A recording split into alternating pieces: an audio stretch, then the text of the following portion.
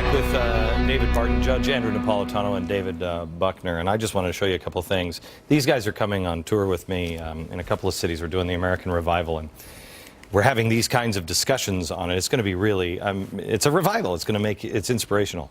What I hold here is the first Bible written in English, printed in English, from the United States. And how many of these are in existence? They printed 10,000 of them in 1782, and there's 22 left in private hands today. 22.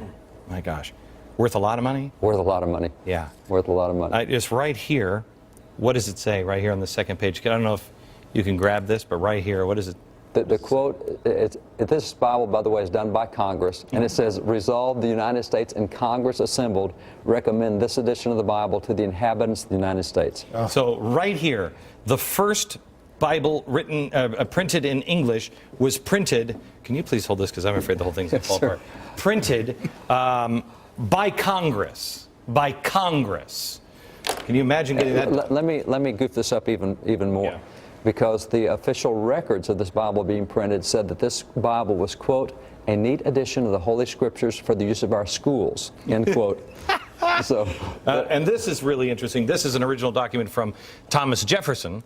And here it is. This was on the 24th day in the year of our Lord Christ, 1807, signed by Thomas Jefferson. The significance of this? Article 7 of the Constitution, the founders said in the year of our Lord that they had done the Constitution, but Jefferson added in the year of our Lord Christ. But everyone will tell you that he didn't believe in... Oh, that's right. Yeah. Okay. Gentlemen, I think America is at a crossroads.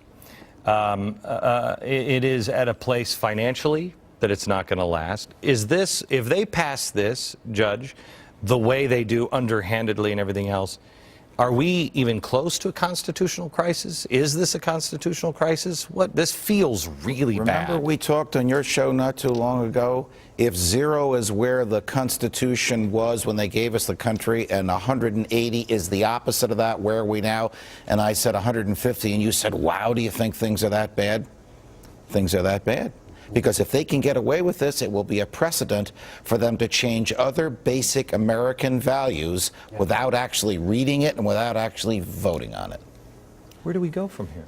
You know, we have to, I think, get back to some fundamentals, and I'll start with faith. Because in our Declaration of Independence, 234 years we've had that, no other governments come close to that.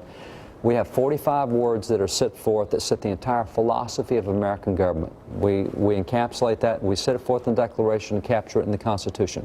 There's 45 words, and by the way, this is, you were talking about the Texas History Standards. This is one of the cool things we've got done is every student in Texas now will recite these 45 words every year. They will learn the philosophy of government. All men are created equal. They're endowed by their Creator with rights. Government exists to protect God-given rights, and below that you have the consent of the governed. So it starts with rights come from God. And if you don't have that recognition that rights come from God, then they have to come from government. Somebody. And if they come from government, government will regulate them. Would you agree? Because here we are, different religions. And I was just speaking this weekend someplace. I was in Missouri, and I was speaking at a pro-life event. And a majority of them were Catholic there. And I said, look, the time of theology right now has passed. The time for us to go back and forth, and you can believe what you believe, and I can believe, and you can believe something different. That's almost irrelevant right now. It is people of faith that understand that one concept. You must destroy God, because if you have an understanding that your rights come from God, everything changes. If you lose that, and us as faith, Judge, do you believe that religion as we know it, faith as we know it, is in dire, dire trouble? Of course it's in dire trouble because the government will assault it. You just played a tape of Senator Charles Schumer from New York who didn't know he was being taped. He was basically saying, we can change anything we want. Never mind that rights come from God and through our humanity. Never mind that the Declaration of Independence is the law of the land like the Constitution. Don't let anybody hear you say this, but we can change whatever we want. That's devastating. David, we were just talking in the break about your piece is hope, the truth. of the economy and what this means if they pass it. See, the fact of the matter is the law, the economic principles that are unavoidable. If you do this, this will occur. They're not talking about that. They're not talking about adding 31 million more people without any new doctors. They talk about it's immoral to ration. It's immoral to not have people have a right. Health care is a right. They're not talking about the facts. And the beauty of my dialogue and my contribution is the fact that the facts stand on their own. Nobody's talking about it. I believe there's a reason.